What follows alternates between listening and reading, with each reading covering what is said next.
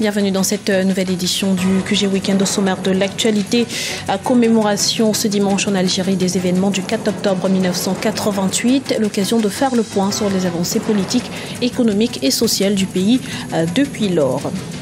Hausse du prix d'achat du cacao producteur ivoirien. Il sera payé 1000 francs CFA le kilo pour la campagne 2015-2016, soit une augmentation de 18%. Et puis les Lionnes de la Teranga, reines d'Afrique pour la 11e fois. Elles ont remporté ce samedi face au Cameroun la 22e édition de l'Afro-Basket féminin. Score final 81-66. Mais tout d'abord, nouvelle défection au sein du Parti démocratique gabonais.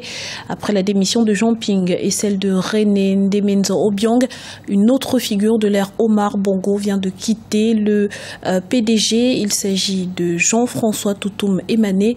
L'ancien Premier ministre ne quitte pas pour autant la vie politique. Il a annoncé par la même occasion la création de son parti politique dénommé le MPDR, le Mouvement patriotique et démocratique pour la refondation. C'était il y a 27 ans, le 4 octobre 1988. Des émeutes d'une rare violence éclataient en Algérie, plongeant le pays dans le chaos.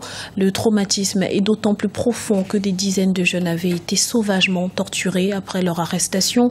27 ans après, l'heure est aux commémorations. Jean-Célestin Idiangué et Arwa Barkala. Dans la soirée du 4 octobre 1988, débutaient des émeutes d'une rare violence. Des violences qui s'amplifieront et plongeront durant plusieurs jours Alger, la capitale, puis d'autres villes dans des troubles sans précédent depuis l'indépendance. L'armée est obligée d'intervenir pour tenter de rétablir l'ordre, mais elle fait plusieurs centaines de victimes. 27 ans après les faits, le traumatisme de la société reste profond en Algérie. 5 octobre 1988, c'est la date phare en Algérie qui symbolise en réalité la volonté de tout un peuple d'être pleinement souverain. Donc c'est une date dont tous les Algériens se rappellent, même les plus jeunes. Ce fut un épisode sanglant de l'histoire de l'Algérie puisque l'armée a tiré sur la foule lors des manifestations. Il y a eu des centaines de morts. Donc dans l'esprit collectif, il y a eu ce sacrifice du peuple algérien. Donc ça, c'est un élément important qui est resté dans l'inconscient collectif. Cette volonté de tout un peuple de s'ouvrir à la démocratie, d'en avoir payé le prix avec le sang. Certes, ces événements ont modifié la vie politique du pays, permettant l'avènement du multipartisme, la libération des médias et l'explosion du monde associatif. Un vent de changement qui soufflera jusqu'en 1992. Une autre logique s'installera. Et la décennie noire et la mauvaise gestion des autorités de la sortie de crise sur le plan économique a tellement laissé des séquelles que la classe politique n'a plus de crédit auprès de la population algérienne. Donc cette population algérienne, elle reconnaît cet héritage de 1988, elle sait que c'est grâce à cela que l'Algérie s'est ouverte à la démocratie, mais il y a eu toute une période où finalement qui a cassé cela, qui a vraiment brisé cet élan démocratique et qui fait qu'aujourd'hui les jeunes sont un peu bloqués. 27 ans après les événements du 4 octobre 1988, l'Algérie veut écrire une nouvelle page de son histoire sans rien renier de son passé. Vers une décrispation de la situation dans le nord du Mali, les groupes rebelles et les mouvements armés pro-gouvernementaux multiplient les gestes d'apaisement. Les deux parties ont en effet procédé à un échange de prisonniers cette semaine. L'opération s'est déroulée sans incident. À noter également que les deux principaux groupes armés rivaux impliqués dans le processus de paix se sont rencontrés sur le terrain dans le nord-est du Mali pour parler de paix. Le gain pour les producteurs est conséquent. En Côte d'Ivoire, le prix d'achat du cacao producteur vient d'être fixé par le gouvernement. Il sera payé 1000 francs CFA le kilo pour la campagne 2015-2016. Un prix record. Explication avec Arwa Barkala. Le prix du cacao fixé à 1000 francs CFA le kilo pour la campagne 2015-2016 en Côte d'Ivoire. Ce prix représente une hausse de 18% par rapport au prix d'achat de la campagne précédente. À l'approche des présidentielles, certains y voient un geste électoraliste du président Alassane Ouattara qui brigue un second mandat. Écoutez, en rapport avec le niveau de vie en Côte d'Ivoire, je dirais que ce n'est pas assez. C'est une mesure politique, c'est un prix pour attirer la bienveillance des électeurs du monde agricole, notamment la filière café-cacao, qui sont de loin les plus nombreux. Nous sommes 7 millions directement ou indirectement liés à cette filière, aux usufruits de cette filière café-cacao. À 1000 francs CFA le kilo de cacao contre 850 francs CFA lors de la précédente campagne, certains producteurs se réjouissent de la mesure alors que le cours du cacao connaît actuellement une baisse sensible. Ce qu'il faut, je pense, c'est de garantir ce prix minimum de 1000 francs CFA. Même lorsque les cours mondiaux et internationaux pourront être amenés à baisser. Il faut même songer à augmenter ça. Il faudra se préoccuper davantage de ça que du caractère politique ou opportuniste ou non de cette décision-là. Pour l'heure, le cacao s'échange à 3105 $ la tonne. La Côte d'Ivoire participe à environ 40% de la production mondiale de cacao et est en passe de devenir le premier transformateur de ce produit à l'échelle de la planète.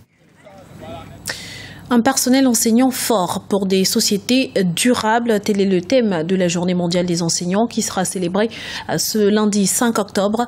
L'occasion propice pour les professionnels togolais de mettre sur table leurs revendications. Les détails dans ce reportage d'Emifa Kofi, notre correspondante à Lomé.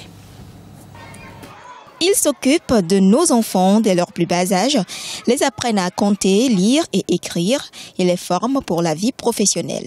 Seulement, la situation de la plupart de ces enseignants n'est pas l'une des meilleures. Pour défendre leurs droits, on se regroupe en syndicats, comme le cas du syndicat national des professionnels de l'enseignement technique du Togo. La situation de l'enseignant est encore très très catastrophique. Beaucoup de nos collègues croupissent dans une misère vraiment indescriptible. Et vraiment, j'en veux pour preuve beaucoup de nos camarades qui meurent vraiment dans des conditions... Parce que, bon, ça ne va pas, quoi, financièrement, je veux dire.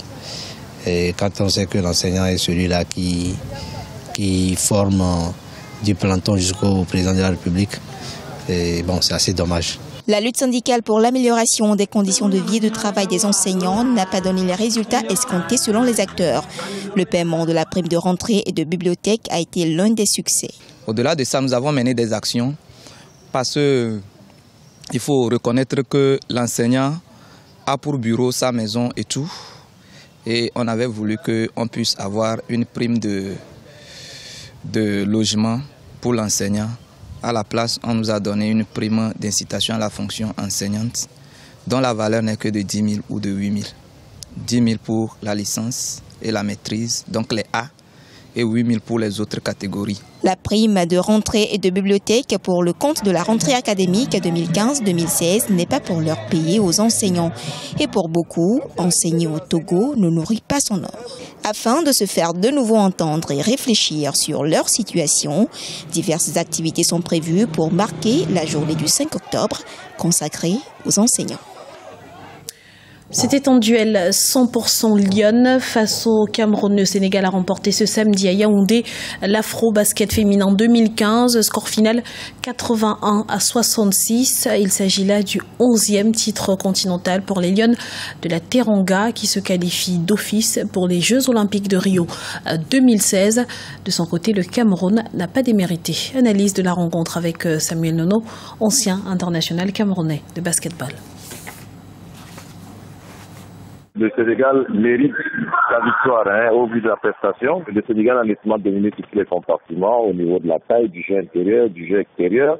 Donc c'est une victoire logique. De toute façon, on s'y attendait un tout petit peu parce qu'on avait un déficit de taille. Par contre, je voulais dire ici ma fierté par rapport à l'équipe du Cameroun qui, pour une première, fait quand même honneur à son peuple. Je crois que c'est le cas de l'équipe. Donc merci aux filles.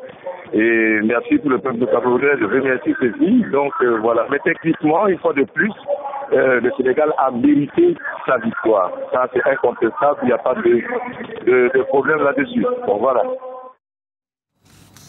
C'était le journal de la rédaction. Merci pour votre fidélité. Retrouvez dans un instant une nouvelle édition de l'information sur Africa 24.